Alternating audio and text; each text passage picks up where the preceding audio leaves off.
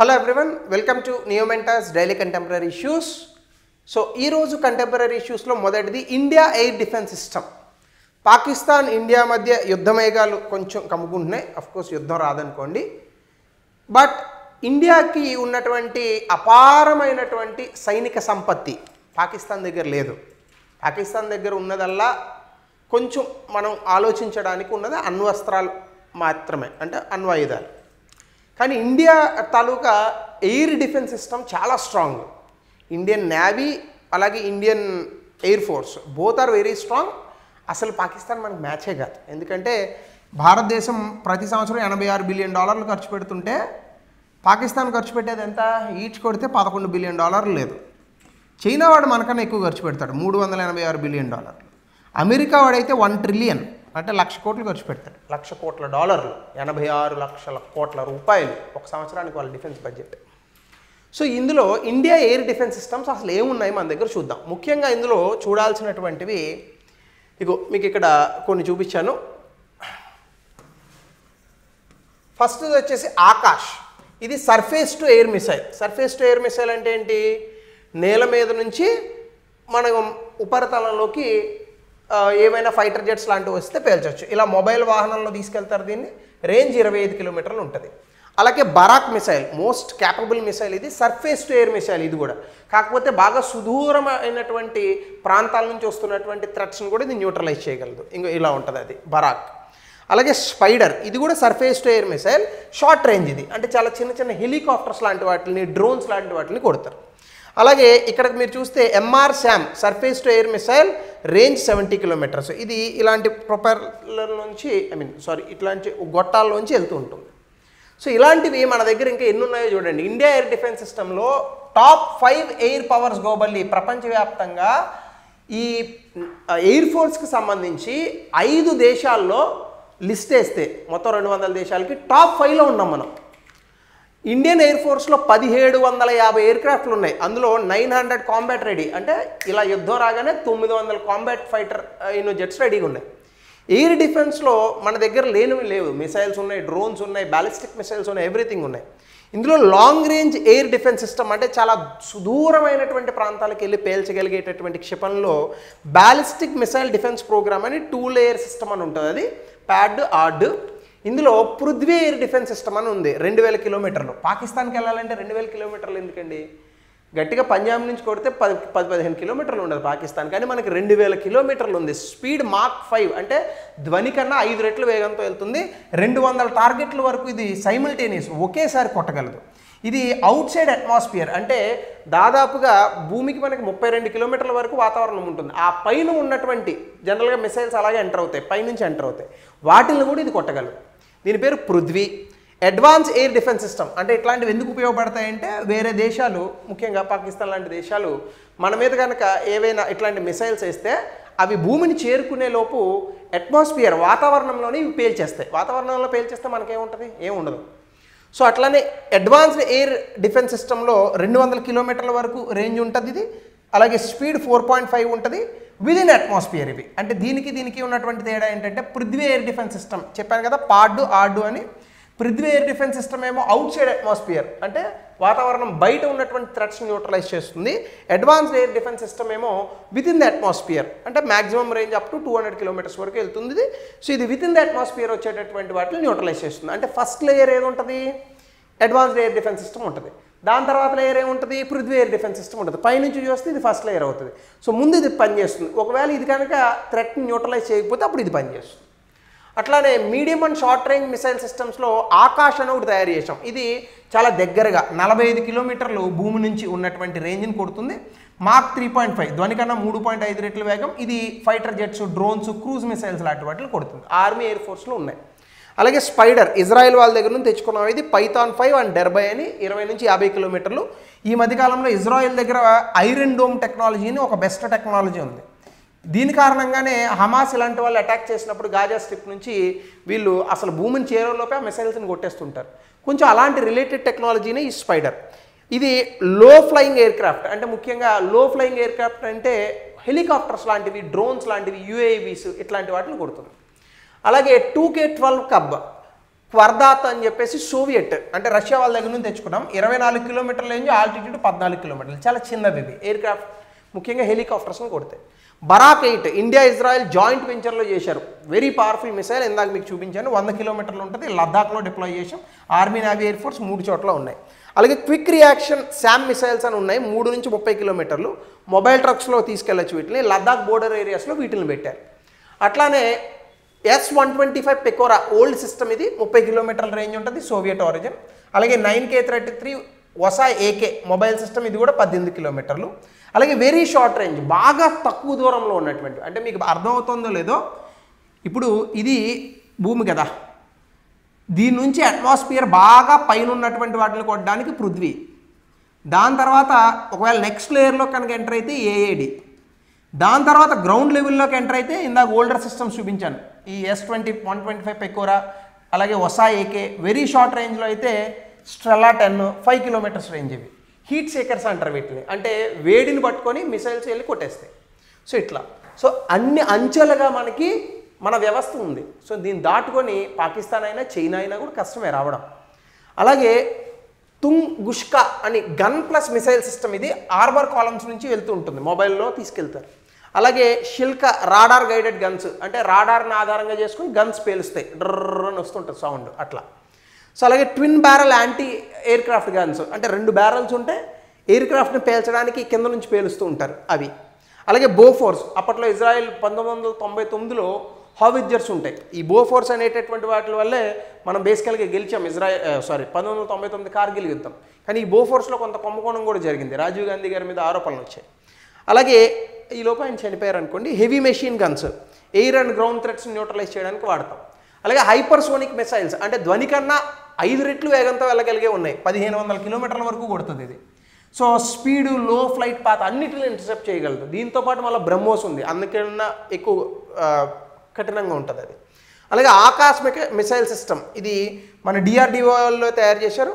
64 టార్గెట్లని guides 12 missiles simultaneously, 64 టార్గెట్లు. అంటే ఉదాహరణకు 64 విమానాలు దాడి చేస్తున్నాయి అనుకోండి, లేదా 100 విమానాలు వచ్చాయి, అందులో 64 విమానాలను ఒకేసారి కొట్టేస్తుంది 12 మిసైల్స్ వదిలి. అలాగే సెన్సిటివ్ బోర్డర్ ఏరియాస్, ముఖ్యంగా పాకిస్తాన్ బోర్డర్స్ ఏరియాస్లో వీటిని వాడతారు. ఇది S-400 అండ్ బరాక్ 8 మిసైల్స్ ఉన్నాయి మనకి, ఇట్లాంటి వాటి వాడతాం. ఇది అమెరికా లాంటి దేశాల నుంచి తెచ్చుకున్నాం, మోస్ట్ పవర్ఫుల్, అసలు ఎంట్రే కానివ్వదు లోపలికి. అలాగే ఇంకా ఆకాశ్లో మళ్ళీ 1S తక్కువ రేంజు, ఇంకా పెద్ద రేంజు 2 ఉంటాయి. అలాగే కాంబాట్ పెర్ఫార్మెన్స్కి సంబంధించి F-16 ఫైటర్ జెట్స్ పాకిస్తాన్ దగ్గర ఉన్నాయి, ఇది అమెరికా వాడు అమ్మాడు. అలాగే TBT డ్రోన్స్ ఉన్నాయి, ఇది కూడా అమెరికా వాడే. వీటిల్ని ఈ ఆకాశ్ మిసైల్స్ చాలా ఈజీగా షాట్ డౌన్ చేస్తాయి. 2023 డ్రిల్స్లో 4 డ్రోన్లను ఒకేసారి మనం పడగొట్టాం. అట్లానే ఎక్స్పోర్ట్స్ ప్రొడక్షన్స్కి సంబంధించి మనం చాలా అద్భుతంగా మిసైల్స్ని ప్రొడ్యూస్ చేస్తున్నాం.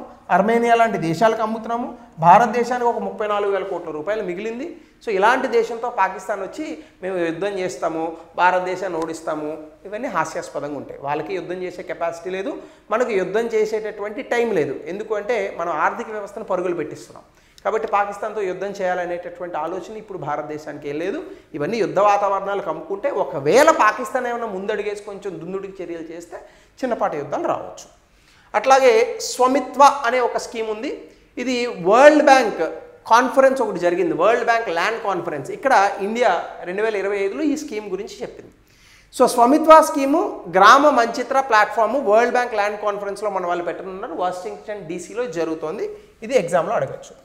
సో స్వమిత్వ అండ్ గ్రామ్ మంచిత్ర అనేటటువంటివి ఏంటంటే డిజిటల్ ల్యాండ్ గవర్నెన్స్. మనకి బేసికల్గా ఈ భూములు ఉంటాయి కదా, ఈ భూముల యొక్క పరిపాలనకు సంబంధించి ముఖ్యంగా రూరల్ కమ్యూనిటీస్లో ఇక్కడ ఉమెన్ సెక్యూర్ ల్యాండ్ టెన్యూర్, అంటే ఈ వ్యవసాయానికి సంబంధించినటువంటి ల్యాండ్ టెన్యూర్స్, వీటికి సంబంధించి ఈ యొక్క స్కీమ్లను ప్రభుత్వం తీసుకొచ్చింది. సో ఇదేంటంటే క్లైమేట్ రెస్పాన్సివ్ ల్యాండ్ గవర్నెన్స్, అంటే రానున్నటువంటి రోజుల్లో వాతావరణ మార్పులతో వ్యవసాయం మీద పడేటటువంటి నెగిటివ్ ప్రభావాన్ని ఎట్లా చేరుకోవాలనేటటువంటి దానిపైన, ఎలా ఎదుర్కోవాలనే దానిపైన అనేక రకాలైనటువంటి ప్లాట్ఫామ్స్ మీద మాట్లాడుతున్నారు. ఇది ఒక ప్లాట్ఫామ్. సో ఇక్కడే మా స్వమిత్వ స్కీమ్ అనేటటువంటిది భారతదేశంలో ఇంక ఇలా పనిచేస్తుంది అని చెప్పి మన వాళ్ళు చెప్పబోతున్నారు. అయితే స్వమిత్వ స్కీమ్ అనేటటువంటిది ఏంటంటే రూరల్ ప్రాపర్టీ. ఇప్పుడు ఫర్ ఎగ్జాంపుల్ మీరు ఉన్నారు, మీది ఒక పల్లెటూరు అని అనుకోండి, లేదా నాది ఒక పల్లెటూరు అని, నాది పల్లెటూరు ఏంది. సో ఈ ప్రాంతంలో నాకు ఒక భూమి ఉందని అనుకోండి, ఈ భూమి నాదా కాదా అనేది కొన్ని వివాదాలు జరుగుతుంటాయి. డ్రోన్ మ్యాపింగ్ ఉపయోగించి, అంటే డ్రోన్ వస్తుంది ఫోటోలు తీసుకొని వెళ్తుంది, ఈ మ్యాపింగ్ ఉపయోగించి ఎవరి పొలం ఎవరిది అని గుర్తించి జియోస్పేషియల్ డేటా హై రెజల్యూషన్తో చేస్తారు. సో దీనివల్ల మొత్తం మనకున్నటువంటి ల్యాండ్ డేటా అంతా కూడా కంప్యూటర్లో నిక్షిప్తమై పూర్తి స్థాయిలో ఎవరి ల్యాండ్ ఎంత అనేటటువంటిది క్లియర్గా తెలుస్తుంది. దాని పేరే స్వమిత్వ. ఇది దాదాపుగా ఇప్పటికీ 24 మిలియన్ హౌస్ హోల్డ్స్, అంటే ఎంత 2.4 కోట్ల గృహాలను ఇది ఆల్మోస్ట్ ఇప్పటికీ చేరుకుంది. అంటే 2.4 కోట్లు అంటే చాలా తక్కువ కస్తారని అనుకోకండి.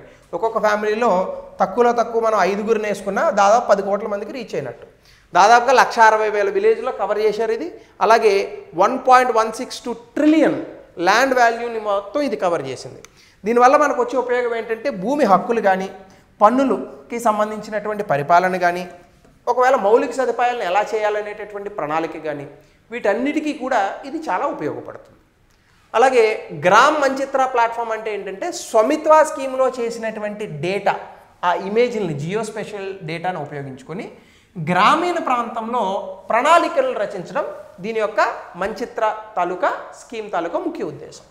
సో ఇది ల్యాండ్ యూజ్, ల్యాండ్ని ఎట్లా వాడాలి, ఒకవేళ ఏవైనా విపత్తులు వస్తే ఎట్లా రెడీగా ఉండాలి, అలాగే ఎక్కడైనా ఖాళీగా ఉంటే అక్కడ సోలార్ ప్యానెల్స్ పెట్టి మనం ఎలక్ట్రిసిటీని ప్రొడ్యూస్ చేయాలి, ఇవన్నీ కూడా ఆలోచించవచ్చు. దీనివల్ల మనకి స్థానిక ప్రాంతాలలో ఉన్నటువంటి పరిపాలన, దాని తాలూకా ఎఫిషియన్సీ, సమర్థత అనేటటువంటిది పెరుగుతుంది. డేటా కూడా మనకి చాలా అద్భుతంగా దొరుకుతుంది. సో ఇది స్వమిత్వ తాలూకా స్కీమ్. మూడవ టాపిక్ ఈరోజు ఇండియా జస్టిస్ రిపోర్ట్. ఇది 4th edition of India justice report వచ్చింది. 2019లో దీన్ని టాటా ట్రస్ట్ వాళ్ళు తీసుకొచ్చారు. ప్రభుత్వం ఇచ్చినటువంటి అఫీషియల్ గవర్నమెంట్ డేటాను ఉపయోగించుకొని ఇది డేటా గురించి చెప్తుంది. అంటే ఏ డేటా చెప్తుంది అంటే పోలీస్ వ్యవస్థ ఎట్లా ఉంది, న్యాయ వ్యవస్థ ఎట్లా ఉంది, జైలు పరిస్థితి ఎట్లా ఉంది, సామాన్యులకు న్యాయపరమైనటువంటి సహకారం ఎలా అందుతోంది, అలాగే మానవ హక్కులకు సంబంధించి హ్యూమన్ రైట్స్ కమిషన్, ఈ ఇన్ఫర్మేషన్ మొత్తం చెప్తారు. సో ఇందులో రకరకాల పార్ట్నర్స్ ఉన్నారు. ఇవన్నీ కూడా ఇన్స్టిట్యూట్స్ ఏవైతే ఉన్నాయో ఈ ఇన్స్టిట్యూట్స్ అన్నీ కూడా ఈ యొక్క ఐజేఆర్ రిపోర్ట్లో ఉన్నటువంటి పార్ట్నర్స్. ఇవి పెద్ద అడగడు. అయితే ఏం అడుగుతాడు, అసలు ఎందుకు ఈ యొక్క ఇండియన్ జస్టిస్ రిపోర్ట్ అంటే భారతదేశంలో ఏ రకంగా న్యాయం అనేటువంటిది ప్రజలకు అందుతోంది, ఇది తెలుసుకోవడానికి మనకున్న ఒకే ఒక నివేదిక, లేదా ఇంకా చెప్పాలంటే ఒకే ఒక సూచిక, క్వాంటిటేటివ్ జస్టిస్ ఇండెక్స్.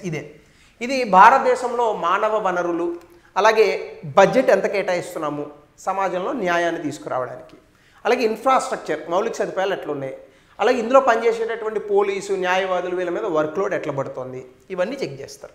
సో దీనివల్ల భారతదేశంలో జవాబుదారీతనం తెలుస్తుంది, ఏ రకమైనటువంటి విధానాలు రూపకల్పన చేయాలో తెలుస్తుంది, అలాగే యూపీఎస్సీ ప్రిపరేషన్లో డెఫినెట్గా ఇది బాగా ఉపయోగపడుతుంది. సో కీ ఫైండింగ్స్ ఇందులో పిల్లర్ వైజ్ అనాలిసిస్ చూస్తే పోలీస్ అర్బన్ సెంట్రిక్ బయాస్గా ఉన్నారు పోలీసులు, అంటే రూరల్ ఏరియాస్లో పెద్దగా పోలీసులు లేరు. అంటే ఈ ఇచ్చినటువంటి నివేదిక ప్రకారం సుమా 2017-2023 మధ్య గ్రామీణ ప్రాంతాల్లో పోలీసుల యొక్క పెరుగుదల అనేటటువంటి తగ్గింది. పోలీస్ టు పాపులేషన్ రేషియో ఎంతమంది ఉన్నారు మన దేశంలో, 1,00,000 మంది జనాభా ఉంటే 155 మంది పోలీసులు ఉన్నారు. అసలు ఎంత ఉండాలి, మనము 197 ఉండాలా, అంటే ఇంకా రిక్రూట్మెంట్లు జరగాల. అలాగే బీహార్లో మాత్రం చాలా దారుణంగా ఉంది, 1,00,000 మందికి 81 పోలీసులు ఉన్నారు, అందుకే దిక్కుమాల రాష్ట్రంగా ఉంటుంది. సో ఇందులో తక్కువ మంది పోలీసులు ఉంటే ఇబ్బంది ఏంటి, ఇన్వెస్టిగేషన్ లేట్ అవుతాయి, ఎప్పుడో కేసు వేస్తాం, ఎఫ్ఐఆర్ కడతాడు, ఒక 4 నెలలకి ఎప్పుడో ఛార్జ్షీట్ ఎత్తాడు, ఇంకో 2 నెలలకు కోర్టుకు పోతుంది, ఇంకో 4 నెలలకు వాయిదా పడుతుంది, మొదటి వాయిదా, ఇంకో 2 నెలలకి రెండో వాయిదా, మూడో వాయిదా, తీర్పు వస్తుంది, దీనికి అప్పీల్కి పోతాడు, మళ్ళీ డిస్ట్రిక్ట్ కోర్టులో ఇది జరిగితే హైకోర్టుకి అప్పీల్ పోతాడు, అక్కడ ఒక్కొక్క సంవత్సరం, మళ్ళీ అప్పీల్కి పోతాడు సుప్రీంకోర్టుకి, అక్కడ ఇంకొక 3 ఏళ్ళు. అంటే ఒక కేసు తేలడానికి మినిమం టైం పీరియడ్ ఎంత పట్టింది మీకు, ఒక 5 ఏళ్ళు పట్టింది. ఇది సమస్య. అలాగే జ్యుడిషియరీలో పెండింగ్ కేసెస్ దాదాపుగా దేశంలో 5 కోట్ల కేసులు పెండింగ్లో ఉన్నాయి. ఇది ప్రతిసారి కూడా చాలా పెరుగుదల ఉంది, ఇప్పుడు 20% అది పెరిగింది. హైకోర్టులో 33% వేకెన్సీస్ ఉన్నాయి, అంటే జడ్జిలను అపాయింట్ చేయట్లా. డిస్ట్రిక్ట్ కోర్టులో 21%. యావరేజ్ డిస్ట్రిక్ట్ కోర్టు హ్యాండిల్ చేసేది కేవలం 2,200 కేసులే ఒక సంవత్సరానికి. అట్లానే క్లియరెన్స్ రేటు ఎంత ఉంది మనకి, 94% ఉంది. ఏంటిది, case clearance rate inadequate to reduce backlog, సరిపోదు. అంటే ఇప్పుడు 94%తో క్లియర్ చేస్తున్నారు, కానీ సరిపోదు ఈ 5 కోట్ల కేసులు క్లియర్ చేయాలంటే. ప్రిజన్స్ కనుక చూస్తే ఇటీవల కాలంలో జైళ్ళల్లో ఉన్నటువంటి నేరస్తులు పెరిగిపోతున్నారు. అంటే 100 సీట్లు జైల్లో ఉంటే 131 మంది ఉన్నారు, అంటే 131% ఉన్నాయి. సమ్ ప్రిజన్స్, కొన్ని ప్రిజన్స్లో అయితే 400%కి వెళ్ళిపోయింది, అంటే 100 మంది ఉండాలి, 400 మంది ఖైదీలు ఉంటున్నారు. 76% అందులో ఉన్న వాళ్ళు అండర్ ట్రయల్స్లో ఉన్నారు. సో వీళ్ళందరికీ బెయిల్స్ ఇచ్చి వదిలిపెట్టచ్చు, కాకపోతే కావాలని ఇరికిస్తూ ఉంటారు కదా కొన్ని సందర్భాల్లో. అలాగే 25% under trials detain for 1 to 3 years. ఎక్కడైనా అండర్ ట్రయల్ అన్నది 1 నుంచి 3 సంవత్సరాలు ఉంటుందా?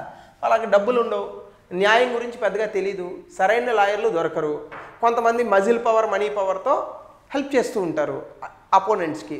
ఆ కారణంగా వీళ్ళు ఉండిపోతూ ఉంటారు. అండర్ ట్రయల్ ఖైదీలను అన్ని సంవత్సరాలు ఉంచకూడదు. అసలు వాడి మీద శిక్ష అనేది ఎప్పుడు పడుతుంది? అసలు జైలుకి ఎప్పుడు పోవాలా? నీ మీద నేరం నిరూపణ అయితే పోవాలా. నిరూపణ అవ్వకుండా ఇన్వెస్టిగేషన్ స్టేజ్లో ఉన్నప్పుడు అండర్ ట్రయల్ పేరుతో ఇలా జైల్లో పెట్టడం అనేటటువంటి ఎంతవరకు సబబు? సో దీని మీద ఒక పాలసీ తీసుకురావాలి.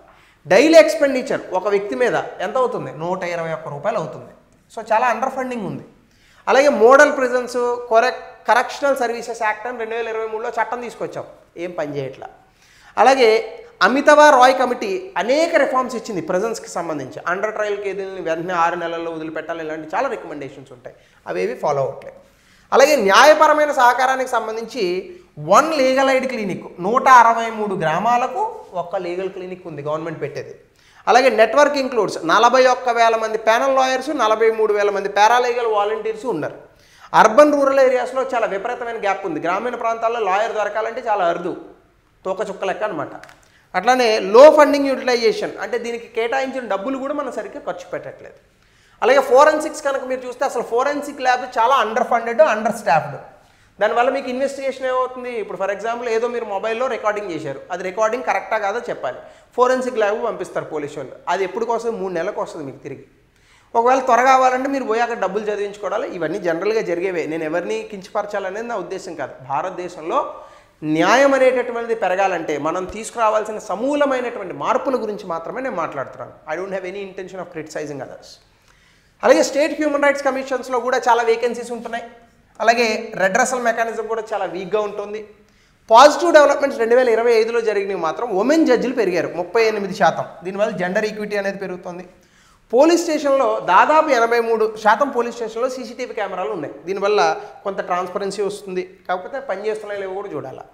అలాగే జస్టిస్ రిలేటెడ్ బడ్జెట్స్ చాలా రాష్ట్రాల్లో న్యాయ పరిధికి సంబంధించి పెరిగాయి.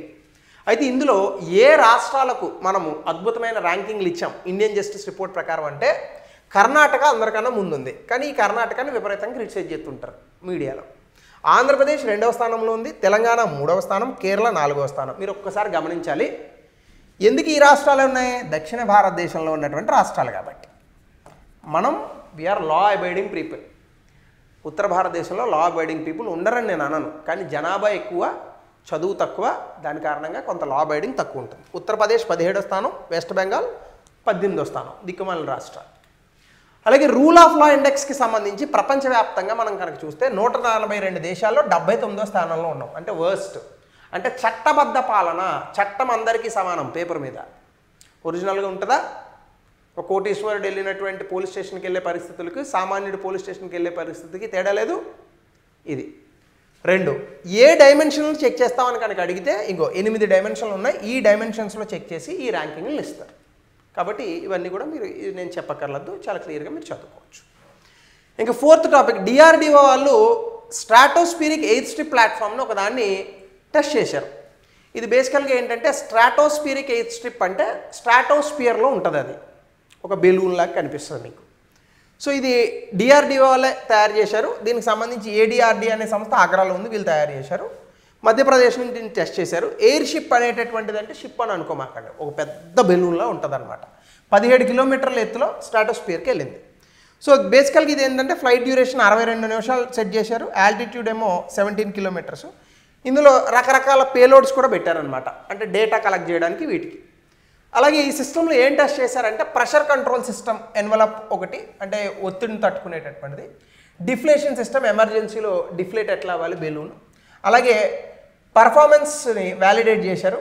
అలాగే ఫ్యూచర్ మిషన్స్కి కొంత డేటాను సేకరించారు, అంటే ఏ ఆల్టిట్యూడ్లో ఎలాంటి మార్పులు వస్తున్నాయని. సో స్ట్రాటోస్ఫిరిక్ ప్లాట్ఫామ్స్ వల్ల మనకు ఉండేటటువంటి అడ్వాంటేజ్ ఏంటంటే తర్వాత కాలంలో మనం శాటిలైట్స్, డ్రోన్స్ వాడేటప్పుడు వాటిల్లో ఏ విధమైనటువంటి ఇబ్బందులు వస్తాయి టెక్నికల్గా అనేది ముందుగానే తెలుసుకోవచ్చు. సో దీనివల్ల సర్వేలెన్స్ ఇవన్నీ కూడా పెరుగుతాయి. ఈవెన్ వీటిని పైన వదిలేస్తే అలా తిరుగుతుంటే గాలికి బుడగల రూపంలో లోవర్ కాస్ట్, తక్కువ రిస్క్ ఉంటుంది. అలాగే ఫ్లెక్సిబిలిటీ, డిప్లాయ్ చేయడం కూడా ఈజీ. గాలి కొట్టి బెలూన్ వదిలేమంటే బయటకు పోతుంది. సో ఇవన్నీ కూడా మనకు ఉన్నటువంటివి. సో స్ట్రాటజిక్ అప్లికేషన్స్ బోర్డర్ సర్వేలెన్స్లో వాడచ్చు, ఎర్త్ అబ్జర్వేషన్కి వాడచ్చు, విపత్తుల సమయంలో వాడచ్చు, పర్యావరణాన్ని మానిటర్ చేయడానికి వాడచ్చు, కమ్యూనికేషన్ రిలేస్ రూపంలో వాడచ్చు, అనేక రకాలుగా ఈ ఎయిర్ స్ట్రిప్స్ని వాడచ్చు. ఒకసారి మీరు కొట్టండి ఇంటర్నెట్లో, మీకు ఒక బెలూన్లా కనిపిస్తుంది. Last topic, first genome edited rice వెరైటీని తీసుకొచ్చారు ఇండియాలో. India first country to launch officially approved genome edited rice. చాలా దేశాలు రిలీజ్ చేసాయి కానీ అఫీషియల్గా కాదు. అంటే జన్యు మార్పిడి చేసినటువంటి ఒక రైస్ వెరైటీని తీసుకొచ్చారట. అగ్రికల్చర్ మినిస్టర్ దీన్ని అనౌన్స్ చేశారు నిన్న. ఇది బేసికల్గా డిఆర్ఆర్ రైస్ 100. దీని పేరు గుర్తుపెట్టుకోండి, కమ్లా దీని పేరు. Indian council of agriculture research వాళ్ళు చేశారు హైదరాబాద్లో. సో పూసా డిఎస్టీ రైస్ 1 ఇది ఒకటి చేశారు. ఇవన్నీ కూడా లాంచ్ చేసినటువంటి వెరైటీస్. దీనివల్ల ఉత్పాదకత పెరుగుతుంది. అంటే దాని అర్థం ఏంటి, 1 ఎకరాకి ఇప్పటి వరకు 45 బస్తాలు వస్తున్నాయి కదా. సో ఈ 45 బస్తాల్లో ఒక 60 బస్తాలు 70 బస్తాలు వస్తాయి. దీని వలన మాత్రమే రైతులకు ఆదాయం అనేటటువంటిది పెరుగుతుంది. అలాగే వాతావరణాన్ని తట్టుకోగలిగినవి, తక్కువ నీటిని ఉపయోగించుకునేటటువంటి వాటిని విత్తనాలను తయారు చేశారు. సో దీని కారణంగా మనకి 2వ హరిత విప్లవం వస్తుందని అంటున్నారు. అలాగే వాతావరణ మార్పులకు తట్టుకునేటటువంటి విధంగా వీటిని తయారు చేస్తున్నారు. అగ్రికల్చర్ బయోటెక్నాలజీలో భారతదేశం ప్రపంచవ్యాప్తంగా పెద్ద లీడర్గా ఉండేటటువంటి అవకాశం ఉంది. ఎందుకంటే ఇట్లాంటి రైస్ వెరైటీస్ కనుక సక్సెస్ అయితే ఆఫ్రికా ఇంకా చాలా దేశాలు ఈ రైస్ వెరైటీని భారతదేశం నుంచి కొంటాయి. అట్లానే కొన్ని టెక్నాలజీలు కూడా ఏం వాడారంటే ఇందులో క్రిస్పర్ టెక్నాలజీ చాలా కాలం నుంచి సైన్స్ అండ్ టెక్నాలజీలో వస్తుంది ఇది. సో అలాగే ఫారెన్ డిఎన్ఏని ఎక్కడా ఇన్సర్ట్ చేయలేదు. భారతదేశంలో ఉన్నటువంటి ఈ రైస్ వెరైటీలో ఉన్న డిఎన్ఏని మాత్రమే తీసుకున్నారు. India bio safety regulatory framework అని ఒకటి ఉంది. అంటే ఇలాంటి రీసెర్చ్లు మనకి ఏమాత్రం కూడా నష్టం కలిగించకూడదు. దాని తాలూకా రూల్స్కి అనుగుణంగానే ఈ వెరైటీని తయారు చేశారు. సో ఈ డిఆర్ఆర్ రైస్ కమలా వెరైటీ అనేటటువంటిది మనకి సోనా మసూరి అలాగో సంభా మసూరి అని ఒకటి ఉంటుంది, బీపీటీ అంటారు. సాధారణంగా చాలామందికి సోనా మసూరి ఒకటే తెలుసు. సోనా మసూరి కాకుండా చాలా రకాలు ఉంటాయి. స్వర్ణ, బోండాలు, సోనా మసూరి, కర్నూలు సోనా మసూరి, బీపీటీ ఇలాంటివి చాలా ఉంటాయి. ఈ బీపీటీ అనే వెరైటీ ఆంధ్రప్రదేశ్, తెలంగాణ ప్రాంతాల్లో ఎక్కువగా పండేది, గుంటూరు ప్రాంతంలో పండుతుంది. సోనా మసూరి మంచి వెరైటీ కర్నూలు ప్రాంతంలో పండుతుంది. సో అట్లా సంభా మసూరి అనేటటువంటిది బీపీటీ 5204 వెరైటీ, దీన్ని తీసుకొచ్చారు. ఇది 130 రోజుల్లో వచ్చేస్తుంది పంట. సాధారణంగా అయితే 5 నెలలు, కానీ ఇది ఒక 20 రోజుల ముందే వస్తుంది. తక్కువ నీటిని ఉపయోగించుకుంటుంది. దీనివల్ల వచ్చేటటువంటి methane, green house gas emissions కూడా తగ్గుతాయట. దీనివల్ల రానున్నటువంటి రోజుల్లో అధికంగా మనము రైస్ను ఉత్పత్తి చేసేటటువంటి అవకాశాలు ఉన్నాయి. అలాగే పూసా డిఎస్టీ వెరైటీ ఏమో MTU 1010 అనే వెరైటీని తీసుకొచ్చారు. దీని కారణంగా ఈల్డ్ అంటే దిగుబడి 10% నుంచి 30% వరకు పెరుగుతుందంట, ముఖ్యంగా సెలైన్ అండ్ ఆల్కలీన్ సాయిల్స్లో. అలాగే క్లైమేట్ స్ట్రెస్డ్ ఎన్వైర్న్మెంట్, ఎక్కడైనా వాతావరణ మార్పులకు ఇబ్బంది పడేటటువంటి వాతావరణం ఉంటే అక్కడ చాలా అద్భుతంగా పెరుగుతుందని చెప్తున్నారు. సో దీనివల్ల మొత్తంగా దేశంలో దాదాపు 20% ఈ యొక్క రైస్ అనేటటువంటిది పెరుగుతుంది. Rice in total yield, rice కరెక్టే, ఇది పెరుగుతుందని దాని అర్థం. అలాగే గ్రీన్ హౌస్ గ్యాస్ ఎమిషన్స్ 20% తగ్గుతాయి. అలాగే ఇరిగేషన్ కూడా 7500 million cubic metres of water అనేటటువంటిది మనం సేవ్ చేయొచ్చట. బాస్మతి రైస్ ఎక్స్పోర్ట్స్ కూడా చాలా అద్భుతంగా పెరుగుతాయి. ఇప్పటికి ఒక 50,000 కోట్ల వరకు ఉన్నాయి, అది ఇంకా పెరుగుతుందని చెప్తున్నారు. సో ఏ రాష్ట్రాల్లో దీన్ని పెడుతున్నారంటే ముందు తెలంగాణ, ఆంధ్రప్రదేశ్లోనే ప్రయోగిస్తున్నారు. సో ఆంధ్ర, తెలంగాణ కాబట్టి మనం కొత్త వెరైటీని చూడొచ్చు. దాని తర్వాత కర్ణాటక, తమిళనాడు, ఈ కింది రాష్ట్రాలు ఉన్నాయి, ఎందుకంటే ఇక్కడ ఎక్కువగా రైస్ పండుతుంది కాబట్టి. గవర్నమెంట్ సపోర్ట్ దాదాపుగా 500 కోట్ల రూపాయలు 2023-24 బడ్జెట్లో దీన్ని కేటాయించారు. సో ప్రస్తుతానికి ఈ R&D ఇవన్నీ కూడా ఈ డబ్బులతోనే చేస్తున్నారు. సో డెఫినెట్గా ఈ వెరైటీ ఖచ్చితంగా ఎగ్జామ్లో అడుగుతాడు, గుర్తుపెట్టుకోండి, కమలా దాని పేరు. సో ఇవి topics for today. Again will meet in the next session.